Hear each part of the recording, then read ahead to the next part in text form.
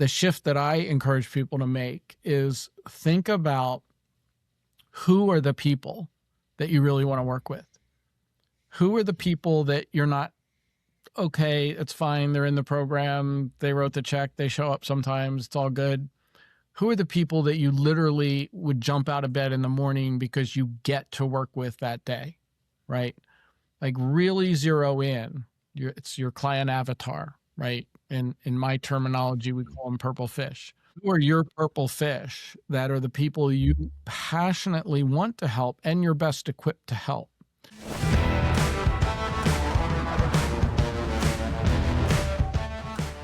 Hello, everybody, and welcome back to the Ignition Path podcast. I am super happy that you're here today because today's conversation gives a powerful look at how leaders grow beyond the limits of one-to-one work. So I've got a gentleman who I met through the Facebook groups, and we had a pre-call like I always do. I've been a part of masterminds before myself and have always wanted to do a mastermind. And I meet this gentleman by the name of Jay Fairbrother. He is a mastermind guru. That's his business, is helping people develop masterminds. So I wanted to dive deeper into that subject and bring that concept to the listeners of the Ignition Path podcast. I also want to dive deeper into his path through his entrepreneurship and why he came here. He's got a very interesting background. I can't wait for people to hear more about it. Jay, welcome to the show. How are you? Great, Kyle. Thanks for having me. Glad to be here.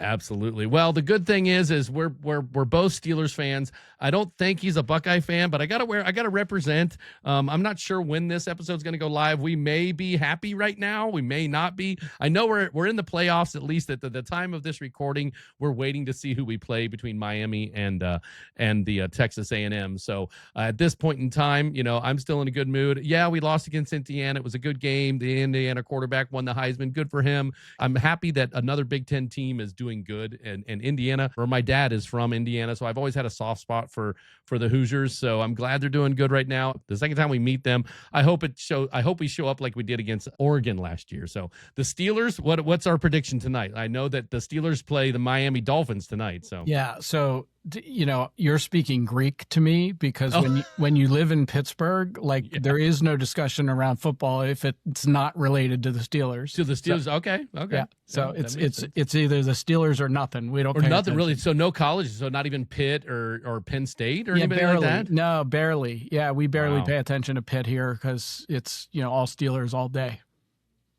All right. Well, that's a whole nother subject. We could talk for hours, of course. I'm not a big fan of Rodgers. Jay and I talked about this earlier. I'm not a big fan of Rodgers, but I still want him to do good. But, I'm hoping that my boy, Will Howard, comes in and saves the day next year. So, all right. Well, today we're going to be unpacking, what masterminds really do, basically how that all works and how Jay turned his life into this mastermind program. But first of all, Jay, tell us a little about yourself. Once you tell us about yourself, if it leads right into your path, that's fine. But if it stems a question to get you into where you were before you started your entrepreneurial path, we'll go from there. Yeah, so it does lead right in. So I started as an entrepreneur 30 years ago, and I started my first company, and it was pretty successful right out of the gate. Pretty quickly grew it to about $1 million in revenue, but I got stuck there. I plateaued at that $1 million range, and I hired consultants and coaches and read all the business books, and I just couldn't seem to figure out how to scale. So 25 years ago, I walked into my very first mastermind meeting. And, I'm kind of at an age where I barely remember what I ate for breakfast yesterday. But I still remember 25 years ago walking out of that first meeting and saying to myself, oh my God, I found my tribe. Like nice. I knew in that first meeting, like these people were me, they got me, they understood what I was going through. So this first mastermind was a mastermind for entrepreneurs.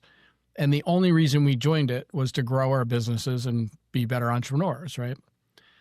But what happened, I was not expecting, because within 5 or 6 months in these meetings, I'm starting to watch grown men break down and cry as they start to open up and talk about their shitty marriages and their kid problems and their business creating anxiety and depression in their lives.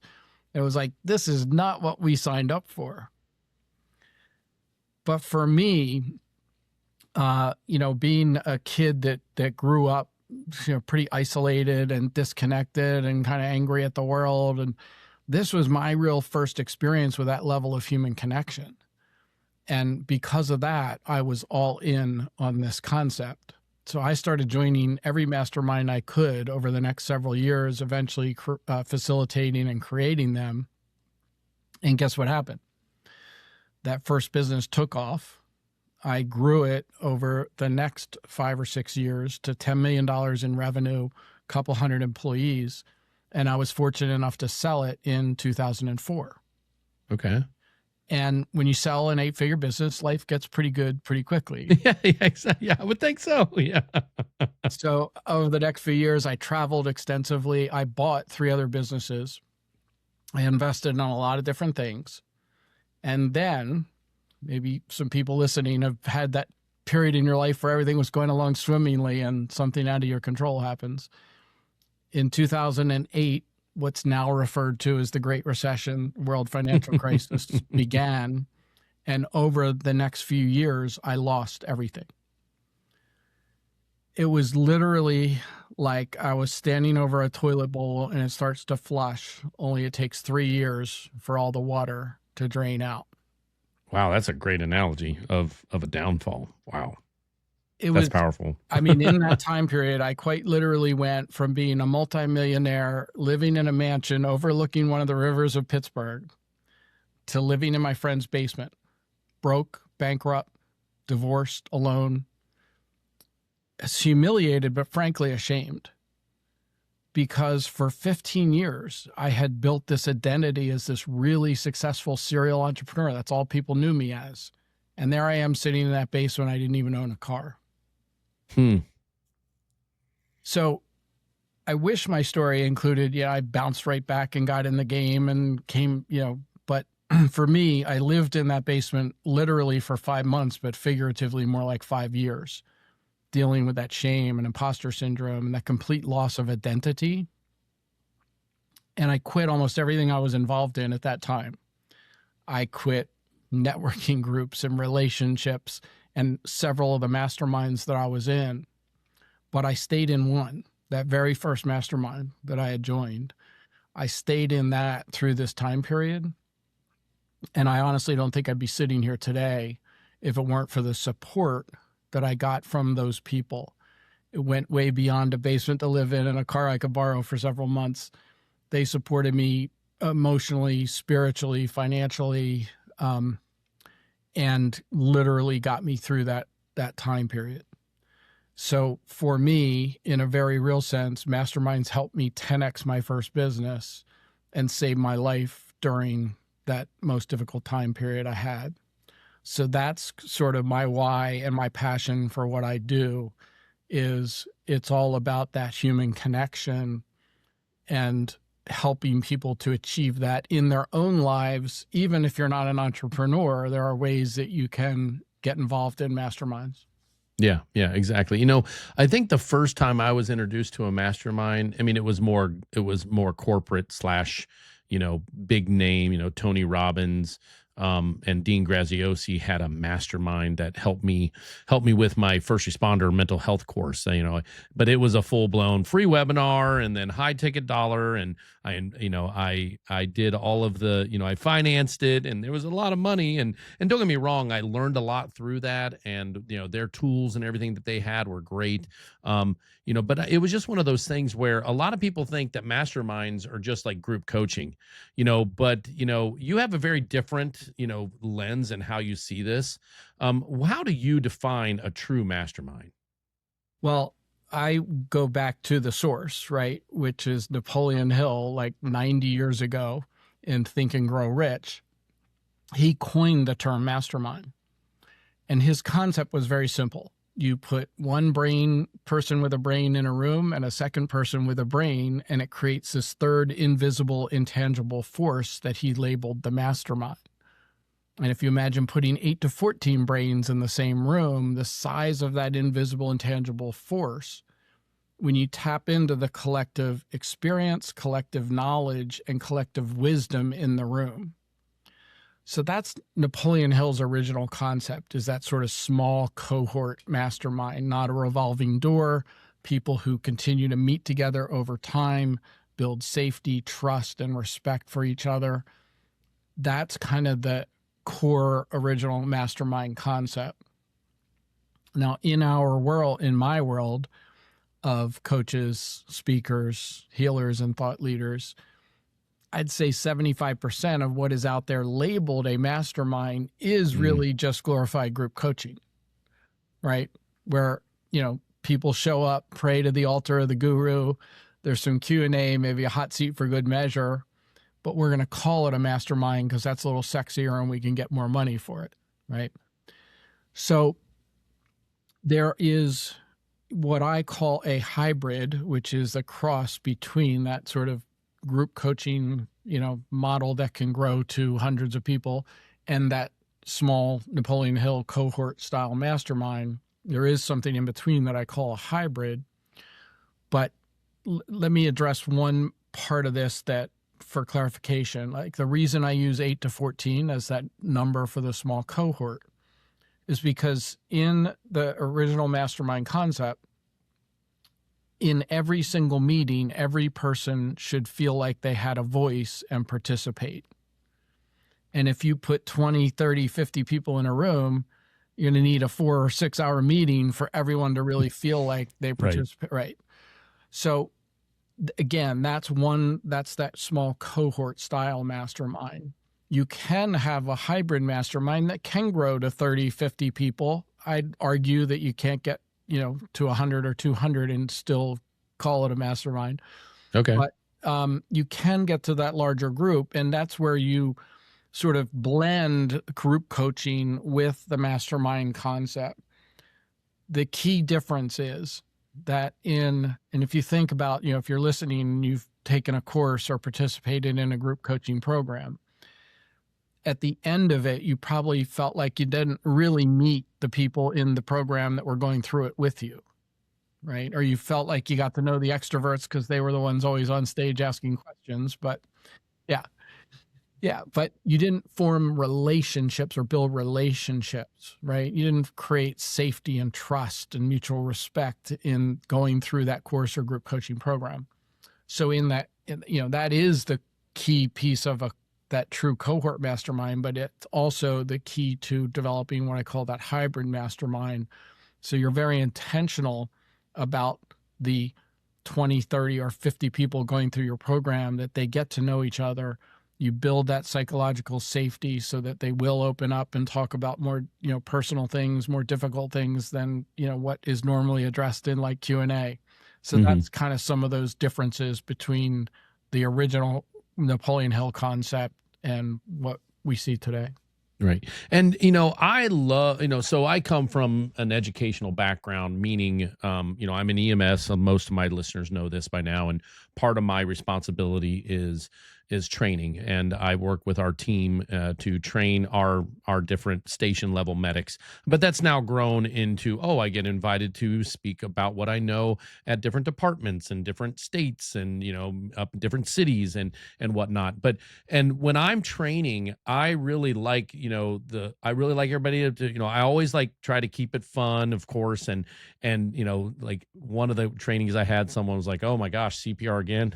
Yeah, good luck trying to keep me awake." And I looked at him, I said, "Oh, if you fall asleep during this, we're probably gonna be pushing on your chest because you've never seen me speak, have you?" and we got done, and he was like, "You're right. I learned stuff I've never thought of before." And he was a 35-year veteran of EMS. So it was one of those things where because I try to find that person in the room that I can connect one-on-one. And I kind of also like training one-on-one. So, when I always felt when I, with my podcasting services, training one-on-one is so great. I love it because it's back and forth. I really feel the person learns. Talk a little bit about how someone like myself or anybody else listening could take what they're comfortable with in one-on-one training and expand it to a possible mastermind, which we know, and we'll have you talk about this too, how you can scale the dollars and the income from a mastermind, even though it's the same content coming from you, but there's more people in the room per se, or the, you know, the virtual room, because a lot of people are doing masterminds virtually now. And talk about that. Like, how does that transition? How do you take someone from a very comfortable one-on-one or very small 1 to 2, 3 people group into a mastermind of your ideal numbers? Yeah. So the first thing is to recognize that what I primarily do is help people create a quote unquote high ticket mastermind. So $5,000 a year, $10,000 a year, $20,000 a year programs, right? Because if you're trying to make a living as a thought leader, coach, or speaker or healer, you almost have to have some kind of a high ticket program. One-on-one, obviously, eventually you run out of time. And so you've got to look at how you leverage. And then you get into courses and group coaching where you also lose client results, right? People buy a course, never go through it, or don't show up for the meeting. Same with group coaching. So when you kind of create these more intimate settings and you help build those relationships, it helps give them incentive to show up and do the work and get the client results. When people as thought leaders are building masterminds, what you have to recognize is that the reason somebody's going to join is still primarily to get your training, coaching, and mentoring, right? But the reason they will stay beyond the 6 months that they initially committed to, or the year they initially committed to, is because of the relationships now they've formed with the other people in the program, right? Right. So that's why I say you can build these programs to keep clients for 3 years, not 3 months, because at the end of the initial period, 6 months, 12 months, that's just renewal time. The program doesn't end like a training program or a group coaching program where it's like, okay, you got all my content. And one of the beautiful things about the way you structure these programs is that you can literally run out of content and still keep your clients for years because you're running it like a mastermind. And now you're tapping into that invisible, intangible force that gives people value beyond whatever comes out of your mouth. Yeah, and that's where I think it's key, because, I think that's where I start to see a mastermind is I want to learn from the leader, but I also want to learn from the people that I meet. Like, because I know that everybody brings value and everybody brings a different perspective, and they have their own niche and their own expertise that they can share with the group.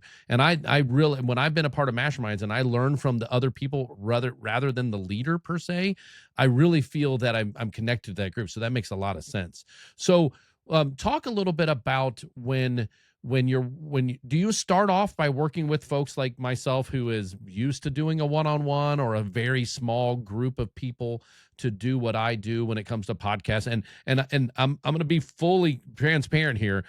How do I turn my, how do I turn my, program into a mastermind? I do a lot of one-on-one. I do a lot of text messaging. I do a lot of phone calls one-on-one. And, somebody who is helping me expand, one of my clients who was actually, helping me expand, where my time leaks are, got me thinking about this cohort situation and this mastermind situation. So I want to, my podcast is about telling your story, of course, but it's also about how do I get to know you better to see where you fit into my overall goals and where I may fit into your overall goals, if there's any out there. So when you work with someone one-on-one at first, and that's what they're doing, what's the timeline? What's the indicator? First the timeline of working with someone like that, and then the indicator that person is ready for the mastermind. Yeah.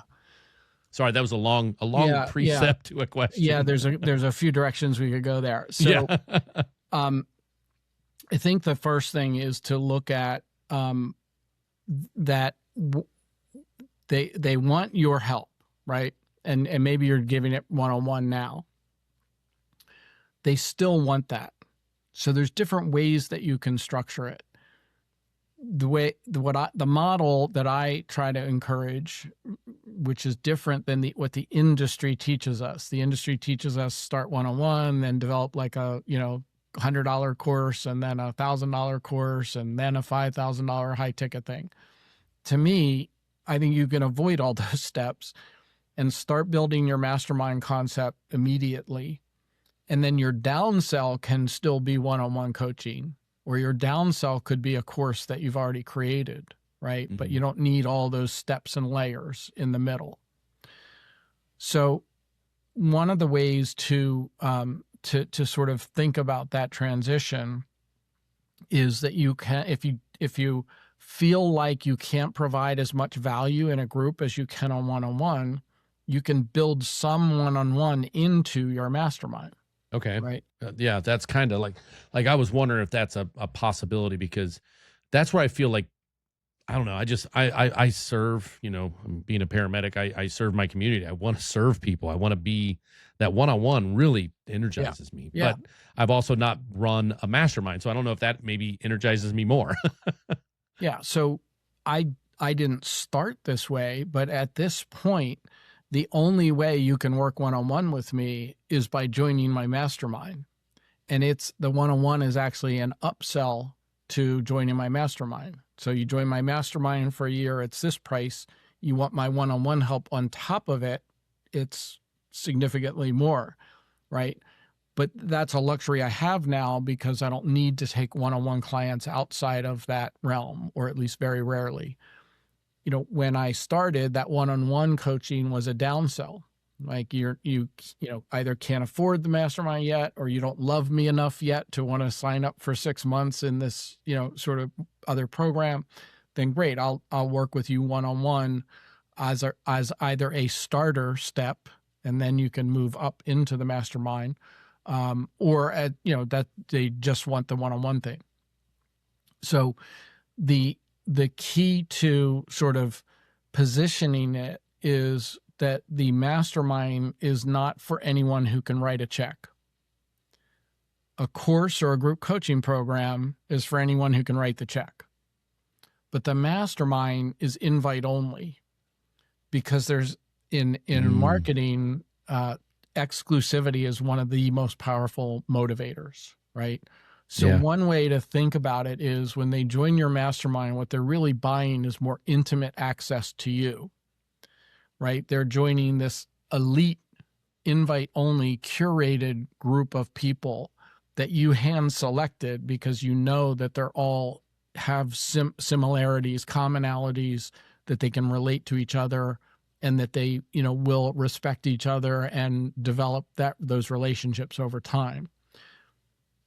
A mistake that a lot of people make when they're starting these types of programs is letting anyone in who will write the big check, right? Which isn't, it's alluring, it's enticing, Yeah. Yeah. You know what? I do remember one of the other masterminds I did for voiceover was a marketing mastermind. And I went through a process, and I went through an interview, and it was kind of like a written interview back and forth. Like, okay, I need you to answer these questions and where your goals are at and what you're expected to do. Can you commit to every Wednesday once a month, blah, blah, blah. And with me, there's always a Wednesday once a month where I'm on duty. So I had to take time off of work to be able to make sure I met with the people, because there was what you mentioned before, there was that exclusivity that was generated by his marketing of his mastermind. So, he teaches marketing for voiceover actors, and he's really good at it. And he has a great system. So it totally makes sense that he's got this, and he's a first responder. So that's another reason why we connected. And it was, now that you're saying this stuff, I'm going, oh yeah, that was a full-blown mastermind walkthrough, crawl, walk, run, to be able to get me into it, because I had that FOMO. I had the FOMO of like, oh, if I'm not part of this, I'm going to have to wait a year to be a part of this again, to be able to apply again. Yeah. So I use that same process. If you want to join, you fill out an application, then we get on a one-on-one call to review the application. And what I'm looking for there is, are you a fit? Sure. Because what That you makes total don't sense. want is somebody joining a program like this and the other people thinking like, why did you let them in? Like Yeah. they're a narcissist or, So that's you know, that's a little bit different than a cohort. Kind of a cohort is you could go through a little bit of an application process in a cohort, but for the most part, it's supposed to be like, the way I've seen cohorts run before, it's just like, hey, let's get a group of people together that the leader tries to train everybody the same way, or at least a little bit of adjustment their way. So, when it comes to, you know, shifts that people have to make, every coach, every person who feels that they can coach, I was approached early on in my voiceover career to be a coach, and I'm like, I'm not ready for that yet. No, no, no. But podcasting came a little more naturally to me to feel like a coach, because I was actually walking people and holding their hands through podcasting, that I kind of was like, I'm a coach. Like, if someone were to come up to me now and say, hey, can you coach me? I'd be like, oh, hell yeah. I know how to do this. I know how to teach you the pitfalls that I went through. I knew I could build that bridge over that pitfall. So when it comes to things that you want people to recognize sooner, when they're a coach and they're maybe doing those one-on-ones or those small groups or maybe even a cohorts, what's one thing, and then we're going to get into something a little bit more about what you're offering for people to come and learn more about your system. But when it comes to the shift that you wish every coach through through their leadership or what have you, what shift and switch do you hope, or can you teach us now, that you would hope that they would make sooner? The switch that they make in their brain that says, I need to start looking at things a little bit sooner or differently. yeah. So most people, when they are launching or starting some kind of a thought leader business, they look at it and go, okay, I've got 25 years of experience doing X, so what program can I create from that people will buy? And that's natural, right? The shift that I encourage people to make is think about who are the people that you really want to work with. Who are the people that you're not, okay, it's fine, they're in the program, they wrote the check, they show up sometimes, it's all good. Who are the people that you literally would jump out of bed in the morning because you get to work with that day, right? Like really zero in. It's your client avatar, right? And in my terminology, we call them purple fish. Okay. Or your purple fish that are the people you passionately want to help and you're best equipped to help. And if you really focus on targeting those people, that's number one, what will start attracting them, the caliber of people that you would want to invite into your mastermind. But the other important distinction there is now you're a coach that stands out in the field, because you're not trying to help everyone. You're not trying to help anyone, right? You are making it very clear in your marketing and your branding that these are the people that I best help. Doesn't mean you can't, still work with other people that don't fit whatever that criteria is. But it's that one little shift of thinking, who is my ideal high ticket client? The person who has the means to invest in themselves and invest in me, who is the person that I'm most equipped that I can help. And number two, the person that I'm going to love working with every day. Right. People that you get along with, people that you can invest in. Right.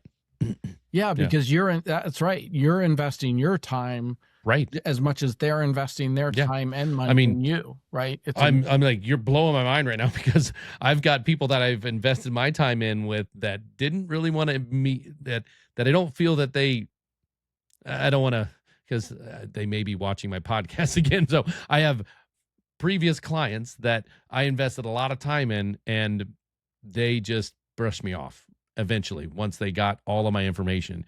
And it's like, wow, they didn't feel the same way about me, I guess, that I felt about them. I was very involved with them. I was very passionate about helping them.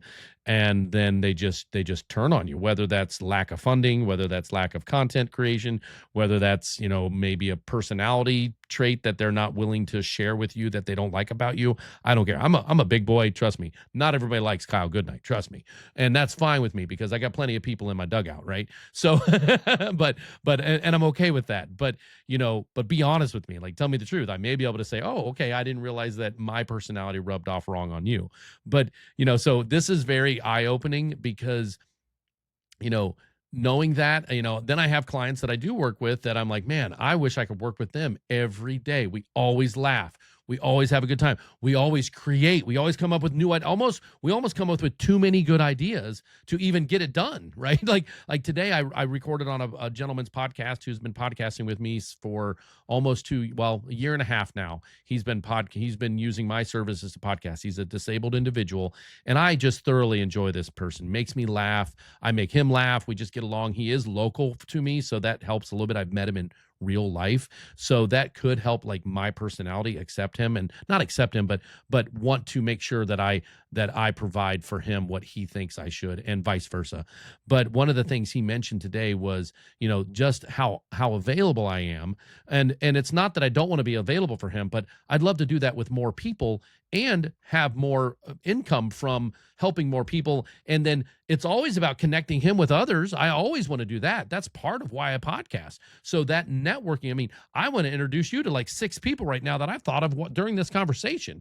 And it's one of those things where I really want to make sure that maybe possibly if I decide to do a mastermind around podcasting and growth of podcasting, like how that actually works. So one thing that I know that we're going to talk about today, and we'll wrap up with this, is you've got an upcoming 3-day virtual event that will help people better understand than just our conversation now and my crazy out of left field, left and right questions. But I'm sure it's more structured that gets people to understand more of a path where they can get to a mastermind. So talk to us about your 3-day event and how that works and how people find it. Of course, I'll put all the information in the show notes, but let's talk a little bit about that event, and let's get people to show up and see and dive deep on this mastermind concept. Yeah. So the event is called the 6-Figure Masterminds Bootcamp, and it is virtual. It's 3 full days. Like this is like you got to take off work if you work, right? Yeah. I've done that before though. Yeah. But here's why this is so impactful for people, is because in these 3 days, you will 100% figure out, number one, if this is the right model for you to scale your business, right? Yeah. Because it may not be for people don't everyone. want buyer's remorse. They spend thousands of dollars for something and then they go, oh my gosh, this wasn't fit. Yeah. Yes. And because that's our mentality, we're offering the free ticket to your audience to attend the event, right? That's new. I didn't know that. Yeah. So it's not about the money, in terms of attending the event. It's about the time to put in to say, okay, I'm going to clear my calendar and show up. So what we do in this event on day 1, we focus on, first of all, what is the right type of mastermind that would fit you, your personality, your business, your strengths, because there's no cookie cutter way to build a mastermind, right? It could be Napoleon Hill's small cohort. It could be that hybrid. It's all kinds of variations. There's all different types of masterminds. So we'll figure out what's the right type. Then we're going to help to figure out who your purple fish are, who is your ideal client avatar to fill that mastermind. And what was beautiful that just happened here is you just were demonstrated exactly what I'm talking about. When you talked about that one client, your whole energy shifted. Like you just and imagine surrounding yourself with 10 or 12 of those people, right? Yeah. Nicholas Comstock, everybody, my man. He'll be so happy. I gave a shout out. 10 or 12 Nicholases sitting around the table. So we're going to help you figure out the what and the who on day 1. And then on day 2, when we come back, we start to give you an idea of how to build a funnel to move people from know, like, and trust to know, love, and trust. Because they're not going to sign up for your 6 or 12-month high-ticket mastermind because they like you. They've got to love you a little bit. Love you, yeah. And we'll talk about ways with simplicity that you can do that without needing a huge email list and all the fancy sales funnels and that kind of thing. Then we're going to start working on starting to enable you to verbalize so you can walk out of the 3-day event and actually start talking to people. We help you build exclusivity into it so that you can position it that it's not a constant chasing clients and that kind of thing. You literally are like, no, I don't have to convince you to join my mastermind. Tell me why I should let you in. right? Yeah. That's that exclusivity piece. Yeah, that exclusivity. Yep. And then we give you on day 3 a plan for what you're going to do in the next 90 days to start implementing this and working on it. Well, and that exclusivity is very important, because I was just on one of the small groups I work with today, and it started off with hey, good, bad, indifferent, share, and someone just really opened up and shared everything that was different than what the focus was, and how it affected their life, and how they're looking at things differently, and looking at guests for their podcast different again. Looking like, it was very interesting to hear how that person opened up about what they've been doing for the last 3 months with me, and the time that I've spent with them, and the knowledge and the wisdom that I've shared with them, that is just me talking about what I know, and like, that person right there is, to me, is someone who is hungry and starving for more, if we just got to find the time and the commitment for that person to be able to invest in that, to be able to take them to another level. So when it comes to someone like that, if that person is happened to be listening to this podcast now, or any of the people listening to this podcast, when this 3-day event, of course, we're going to give the dates here in a few minutes, and how we find how to get registered for that with the free ticket that Jay said he's going to give the listeners. How would they prepare for this virtual event? It's like, what's the mindset, or what's like the intention that they should show up with that free ticket to know what they need to do? Yeah, honestly, to get the most out of it. Yeah. So, you led me to the water, so I have to mention this. So we do offer a VIP ticket. Of course, yeah. That is a small charge to upgrade. It gets you recordings and some other bonuses. Sure, yeah, like most of them do, yeah. But we do a pre-event VIP workshop, which is really where we get into all the different types of masterminds that there are, and really get your brain started thinking about what type of mastermind.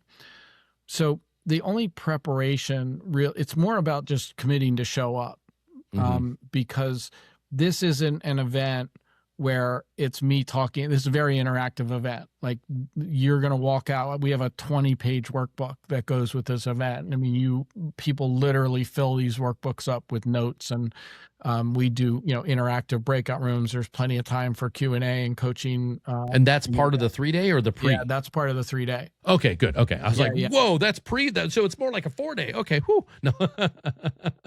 Yeah.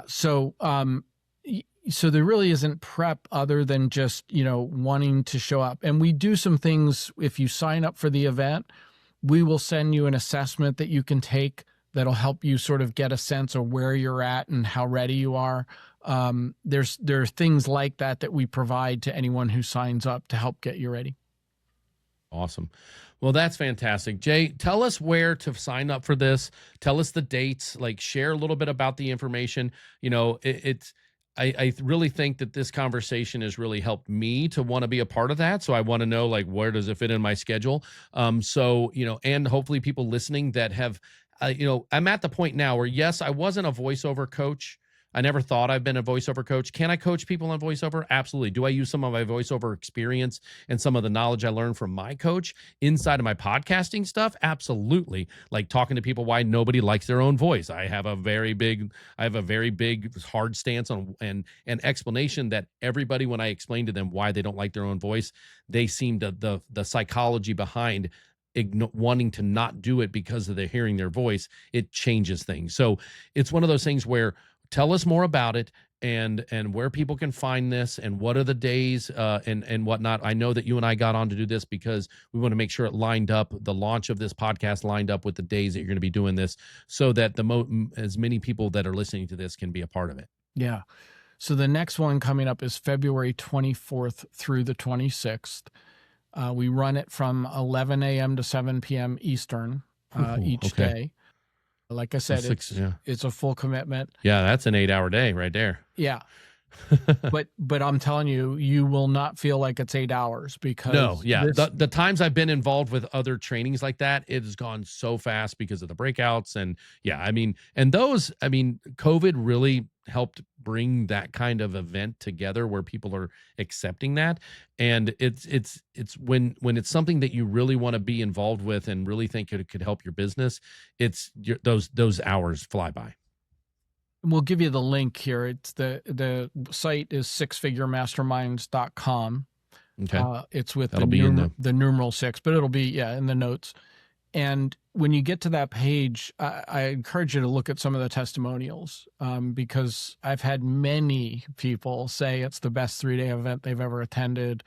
I have somebody who said it's worth more than $100,000 in training they've invested in over the last 5 years, just the three days. So people get true transformation out of it. And whether you're ready to walk out of the event and start working on a mastermind, or it's something that you look at as a future project in 6 months, the value is that you will have a roadmap of what you can create, the possibility that you can create, that possibility of surrounding yourself with 12 Nicholases. Right? Yeah. And that alone gives you motivation and makes your decisions that you make between now and starting this thing so much easier, because it's like, okay, does this help me get to 12 Nicholases? No, then I'm not wasting my time on it, right? So it gives you that clarity and that roadmap for building something that can literally create 6 figures in revenue, just one program that takes, once you fill it, 10 or 12 hours a month to deliver it. Yeah. Well, and that's so funny. I smiled real big when you said roadmap, because that, Ignition Path, and then the name of my company is Goodknight Podcasting Solutions. And when I do everything through a roadmap concept, right? All of my stuff is navigation, and it's very map oriented because it is, when I break things off to discuss things, it's a rest stop. Okay, this is what you're going to learn at the rest stop. It's a mile marker. Okay, the next mile marker is this. So it's funny that you said it's a roadmap, because it goes right into like my marketing of the business that I created for podcasting and people that want to do podcasts for their business growth or their information out there, or their concepts that they want to share with people, and gives them authority in the space ultimately. So, well, thanks so much, Jay, so much for coming on. I really appreciate your time. It's one of those things where I think we could talk for a lot longer, because of everything we did in the pre-call and then everything you brought up now. I mean, it's just a great conversation. Where can people find you if, like, let's say somebody doesn't want to wait till February? Like, where can they find you and get a hold of you to maybe pick your brain a little bit more, maybe get a one-off, one-on-one, and see maybe they're ready, maybe they think they're ready, maybe they've had other people try to get them into masterminds and it just wasn't a good fit, but they feel that you possibly could be a good fit. How do they find you sooner than February? Yeah, so easy to find on LinkedIn. There are not too many Jay Fairbrothers out there that do masterminds, so it's easy to connect with me there. I'll give you that. My email address is jay@fairbrother.com. I read my own emails, so if you've got questions, you want to reach out, be happy to talk to you. Awesome. All right, Jay, I got so interested, I didn't even talk about my sponsor. So that's okay. I can always put a pre-roll in for my sponsor. It definitely got very interesting very fast, because this is something that I've been a part of masterminds in the past, really good ones. And I've been a part of masterminds where I feel like I've wasted my money. But then on the other hand, so I guess that fear of not being ready or not being worthy enough to run my own mastermind has kind of been peeled back a little bit. You really opened up my eyes about how to approach it when someone may be ready. And someone out there listening to the Ignition Path podcast could have that very same feeling. And that's why I do this podcast, not only to connect with you and get to know you better, and to see where things could be synergistically appropriate between two people that are out there trying to change people's lives, but when people listen to the content, that this message may be something that they need, whether that's a mastermind or whether that's a podcast. So once again, thanks so much, Jay, for coming on. I appreciate your time, and go Steelers. I'm going to get ready to switch my hat. I should have thought about it and put my Steelers cap on, but it is what it is. So go black and gold. Thanks, Kyle. Thank you, Jay. Take care. Thank you for listening to Ignition Path. fueling the entrepreneurial fire.